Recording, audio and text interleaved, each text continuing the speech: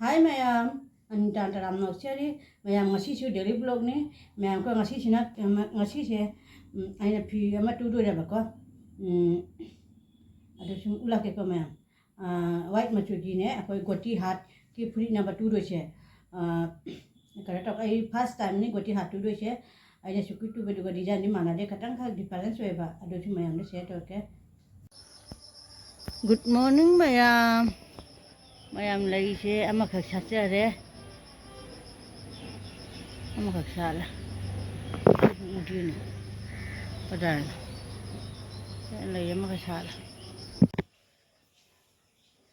Ma'am अगी छना नाचुम जे फजाबा जें अइन पा साबिरे मी सनागी पाक पा फजम नि छना नाचुम जे छना नाचुम जे हम फजारे मैम अने सौगरी मसाने थारीब सौगरी पाबी ने थाबद ओइदरेबा कनो थाजल्ले अना मकान थारीब अनुसिंगना हाइबा मकानने मसाने थाजाय अदो इन थाजल्ले खंदे हिंदी हिंगई जोंसना रहिजे फजना साटारे फजा साले सोमनो सुसाले नापू लेना लोरे नापू जे खर पम जाबगा को नापू जे खर पम जाबगा नापू लेना लोरे फजाबना लेइरं आउजेबिनी सोमदसु साली लेइ नापू याम आइने ने लेखमाने थाजल्ले इना ममने चरा पिरेबा थावाइना आइछु थाजल्ले हिंदी हिंगई मैम आई लेकन कॉम्ब्रेक्स से फजारे फजारे नों कनो तौबदगी मखुद मोर हुटलेने अदो सिना निम पाम्बी द खंगदि मथोन दा हुरकपने निम मनादि माले अमान बे अमसु सैजाक मनादु द खंगदि निम मनादि माली हो फेटेले जे कमाय तुमने जे याम नुगाइना जे तुममिसे जे फेटेले ओय मा खुनुंग सिमनिने ओय मा सिमाना का हिप लई बसे अंगांग मजा दे हेली मुनु बे टटुबी मैम अखोय फेटेले से सिगा मुतुम लैरमे मा वारे बा थबक जाम सुना वा बना रो दा दो तुम मिसे जें जाग लोय दा हदु पिरगे सिरे दाइ दि नोकदा मैम आई हुजिक से बारो की चाक थोंदोइनी अना कई मथेन से बोरी थोंगे तौरेबा अदो अना बोरी थोंबसे मैम से शेयर तौके मैम को एमिनसी मैम बोरी थोंगे तौरी धाम नंबर जनन लेरे मोरते को लगे तीनों लेरे चनंग लसिंग लसुबा लेगी आसिना टमाटो लेरे हुजिक थोंबा हौरते बोरी से हां हौरते बोरी से हां मते बोरी से मुला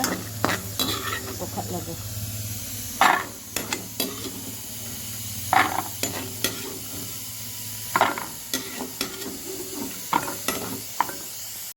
पापड़ खरा हौरे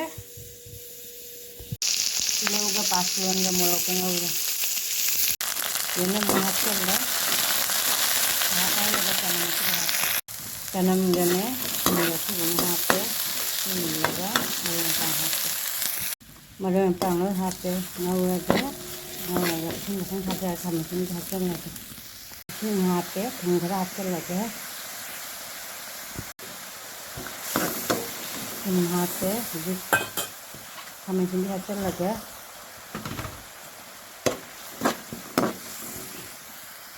आने बुला खाने सिंह के मुल्लगा बोरी में हाथ से बोरी हाथे लगे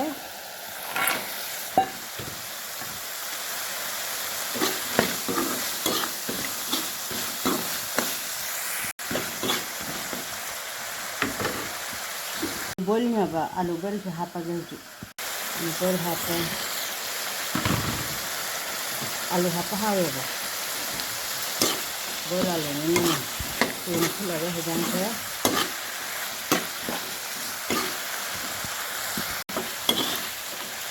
हाथ लगे हिजाम हाथ हिजाम हाथ लगे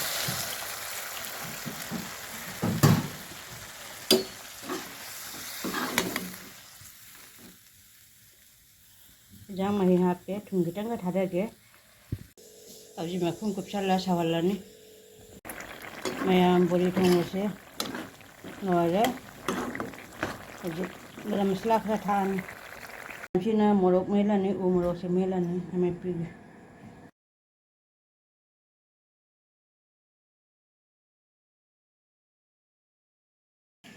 मैं बोली थोंगे चीज़ नहीं दे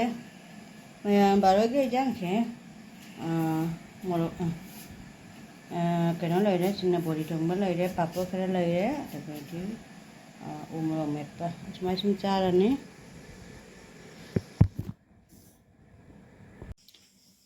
मैं असी फीसे क्रेप फी ना बा क्रेप फी नहीं असी सीना एक टॉप टू डन वाइट मचुकी असी ना लाइनिंग नहीं अदुगा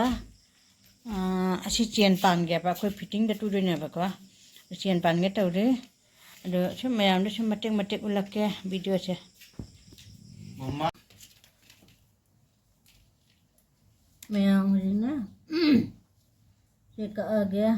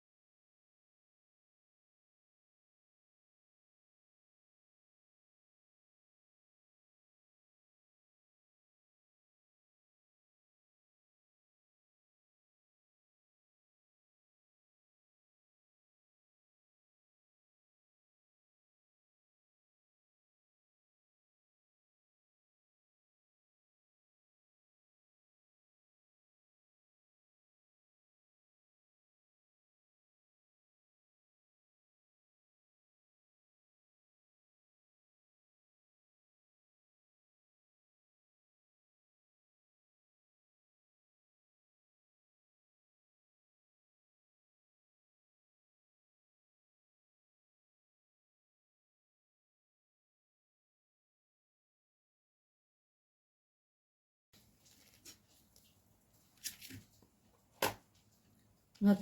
cái nó sẽ cất lùi đó nhưng cứ đang cái nữa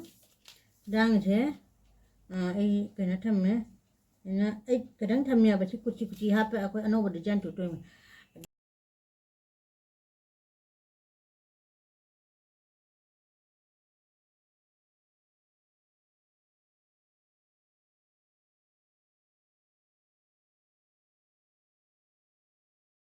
rồi ta bà được không dịch lại nó sẽ xí cái pin thế cái pin thế này nè xí này ấy xí lối này nè có bắt đầu này nó phá ra là nè bà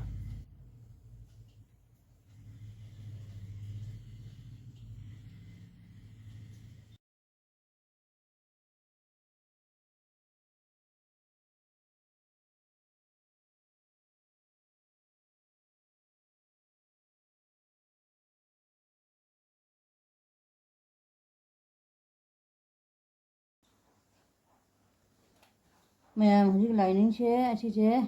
lối nó xí tài rồi nè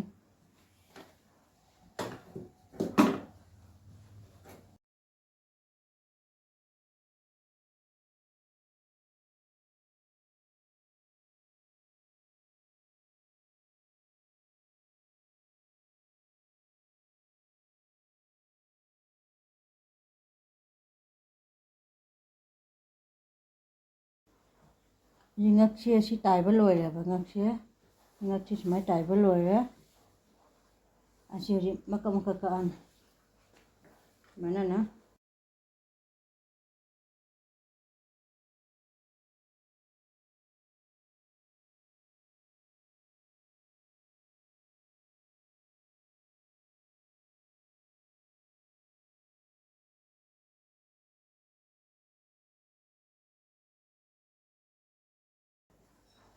ꯉꯛꯁꯦ ꯄꯨꯔꯥ ꯁꯦꯞ ꯇꯥꯔꯦ ꯍꯧꯖꯤꯛ ꯑꯁꯤ ꯇꯥꯏꯔꯅꯤ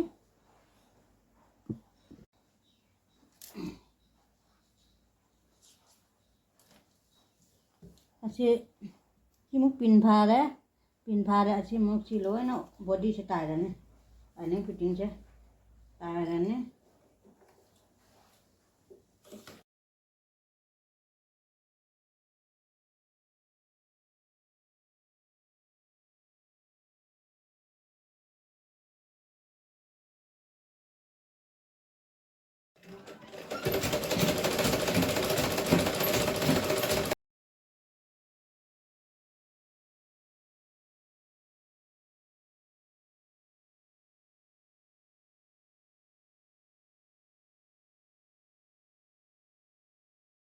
ꯂꯣꯏꯔꯦ ꯂꯥꯏꯅꯤꯡ fitting ꯂꯣꯏꯔꯦ ꯉꯛꯁꯦ ꯇꯥꯏꯗ꯭ꯔꯤ ꯉꯛꯁꯦ ꯍꯥꯟꯅ ꯇꯥꯏꯒꯗꯕꯅꯤ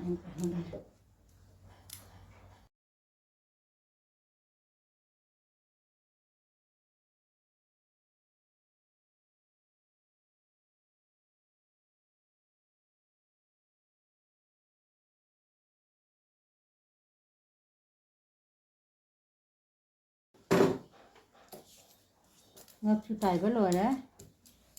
ꯉꯛꯁꯦ ꯁꯦꯞꯇ ꯇꯥꯏꯔꯦ ꯃꯌꯥꯝ ꯁꯤꯅꯅꯦ ꯈꯨꯗꯥꯡ ꯇꯨꯗꯣꯏꯅꯦꯕ ꯈꯨꯗꯥꯡꯁꯦ ꯒꯣꯇꯤ ꯍꯥꯠꯀꯤꯅꯦ ꯍꯥꯞꯄꯒꯅꯦ ꯑꯗꯒꯤ ꯕꯣꯔꯗꯔ ꯄꯥꯛꯅ ꯍꯥꯞꯇꯣꯏꯅꯤ ꯍꯧꯖꯤꯛ ꯇꯨꯕ ꯍꯧꯔꯒꯦ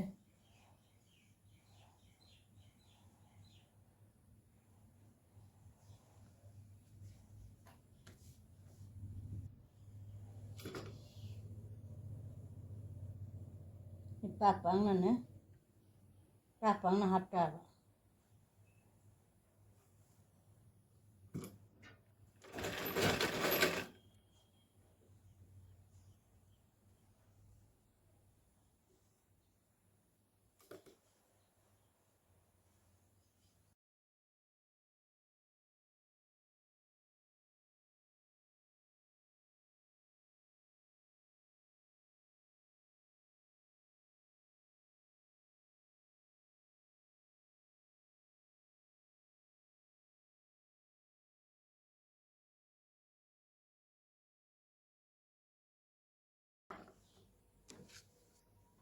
ꯁꯣꯟꯒꯤ ꯀꯨꯆꯤ ꯍꯥꯞꯄꯗꯤ ꯁꯣꯟꯗ ꯑꯃꯨꯛ ꯍꯥꯞꯄ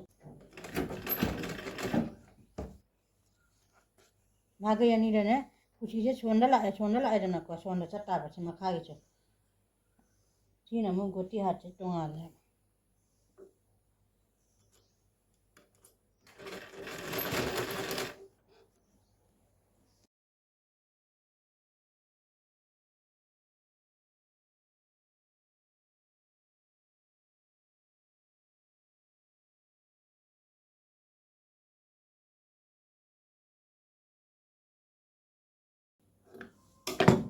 ꯈꯨꯗꯥꯡꯁꯦ ꯁꯨꯃꯥꯏꯅ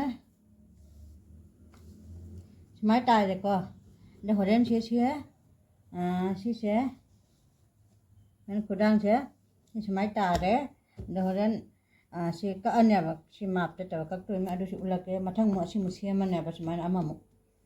ꯈꯨꯗꯥꯡꯁꯦ ꯁꯨꯃꯥꯏꯅ ꯀꯨꯆꯤ ꯂꯥꯛꯇꯣꯏꯅꯦ ꯑꯗ ꯁꯤꯗ ꯕꯣꯔꯗꯔ ꯄꯥꯛꯅ ꯂꯥꯛꯇꯣꯏꯅꯦꯕ ꯗꯤꯖꯥꯏꯟꯁꯦ ꯑꯅꯧꯕ ꯗꯤꯖꯥꯏꯟ ꯃꯌꯥꯝ ꯈꯨꯗꯥꯡ ꯑꯅꯤꯁꯦ ꯍꯧꯖꯤꯛ ꯇꯥꯏꯕ ꯂꯣꯏꯔꯦꯕ ꯑꯗ ꯈꯨꯗꯥꯡ ꯑꯅꯤ ꯁꯤ ꯄꯠꯇꯤ ꯍꯥꯞꯄꯒ ꯑꯗꯨ ꯃꯇꯨꯡꯗ ꯈꯨꯗꯥꯡꯁꯦ ꯁꯦꯞꯁꯦ ꯁꯨꯃꯥꯏꯅ ꯀꯛꯑ ꯂꯥꯛꯇꯣꯏꯅꯦꯕ ꯑꯗꯨꯗꯤ ꯁꯨꯝ ꯃꯌꯥꯝꯗ ꯁꯦꯞ ꯇꯧꯔꯛꯀꯦ ꯃꯌꯥꯝ ꯈꯨꯗꯥꯡꯁꯦ ꯍꯧꯖꯤꯛ ꯁꯨꯃꯥꯏꯅ ꯀꯛꯑꯦꯕ ꯍꯧꯖꯤꯛ ꯃꯈꯥꯗ ꯁꯤ ꯄꯠꯇꯤ ꯍꯥꯞꯄꯅꯤ ꯁꯤ ꯐꯤꯁꯤꯅꯅꯦ ꯁꯤ ꯐꯤꯁꯤꯅ ꯄꯠꯇꯤ ꯍꯥꯞꯇꯣꯏꯅꯤ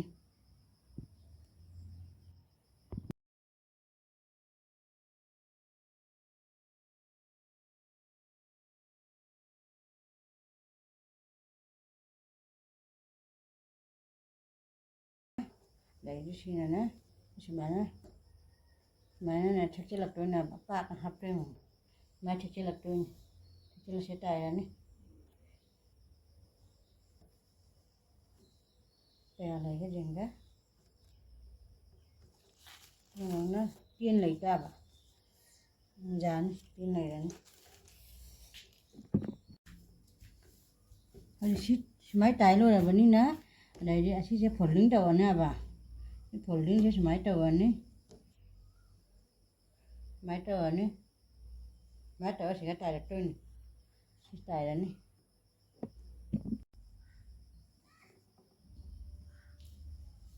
tiền thả đi để thầm mẹ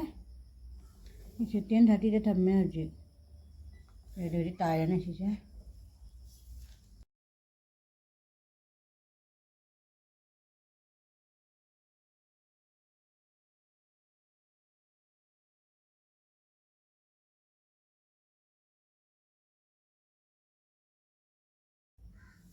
cô đang thì máy cái e bao giờ अभी सी फिटिंग तवा ने इसी के जगह ये 5 का 11 ने को 5 का हाफ था मैं पाखा कांटेक्ट तवा के लेट के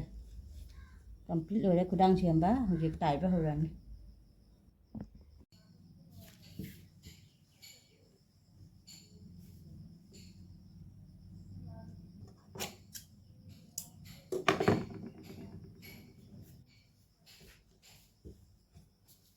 अब जो सी ए से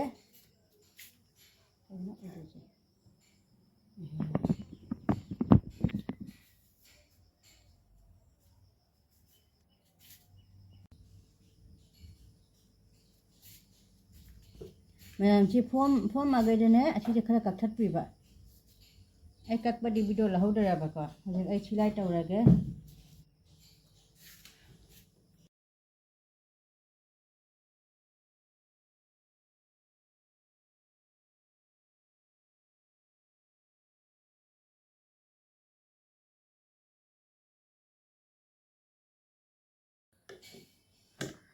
कुदांग जे हापल हो रहा कुदांग जे हापल हो रहा अजी तायरा ने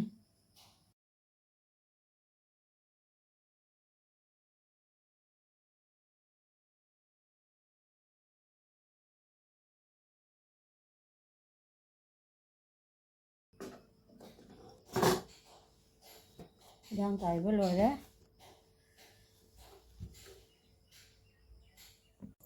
मैं फुरिचे इन्होंने सी साइड ताई रहा बको नाकन में से ताई रहे नाकन में चेन पांडे मी दूसरे लग के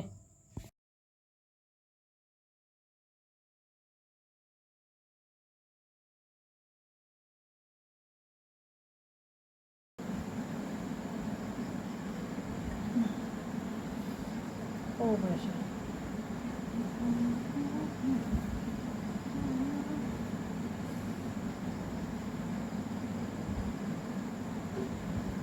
मैं फुजे तू बलो रे तू बलो रे मैं कहीं पर चेन पाना था चेन पाना भी चल गया मैं मुझे चेन पाला नहीं तो चेन पे पाला गया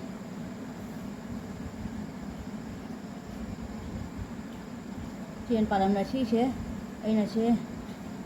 हाफ पर खोल ले बको सी पर खोल ले सी खोल ले सी खोल के सी चेन हाफ पे máy thực chất là nè mình sẽ tiền thế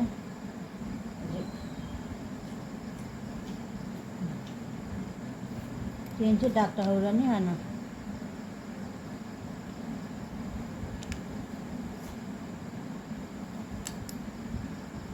tiền sẽ chỉ âu ra nè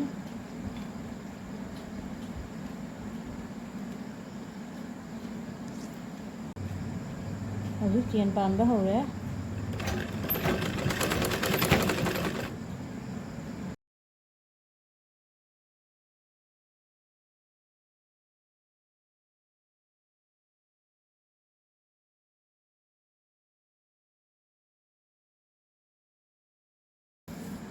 mình chèn pan bắt lồi đấy chèn cái pan đấy gì chèn pan bắt lồi đấy gì cái nó trộn cái máy nó phá chân lần cái phá chân lần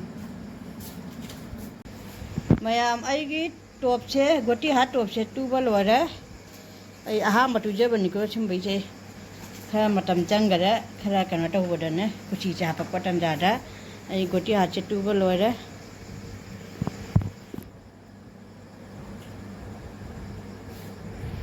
นี่ละก็มูอุลักเกตัวเชตูบลอยเลยงูบันนี้นะก็ยุ่งมูดเลยนะจีบีนี่ตูบลอยเลยแม่ไอ้ตัวเชตูบลอยเลยกติอาเจย์ first time to jellyนี่ไอ้ยังก็สมัยนั้นเชตูดีเลยป่ะนะฮะนี่ตูบลชิกะชิกะมองตรงอะไรอันเนี้ยข้างเดียไอ้เนี่ยปามนะชิมองเชตูเจเป็นยังไงเจเน็ตฟีดก็อีกพอจะด้วยตูบลอยเลยไอ้กี่เชแม่ไอ้กี่ตัวเชตูบลอยเลยกติอาเจย์ first time to jellyนี่ชิเชซึ่งไอ้เนี่ยamu patu dire ba ko na hane tu bri go chige chuma na de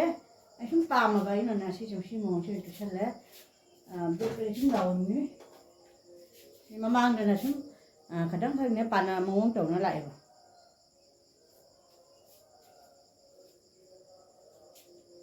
ai na pam de ba tu ja de ai na si mo ni dam pam ba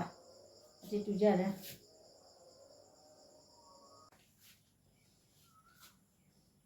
इचिनो में हमने ये video से नुंगाई Birdi like comment share तो कभी कनु हाने जेंग बेचना उठाकर चली अनो बजेंग बेचना उठाकर चली मटे मुना सपोर्ट अभी मैं अंग सी सिगा थमगे नेक्स्ट वीडियो दे उना सी बाय बाय।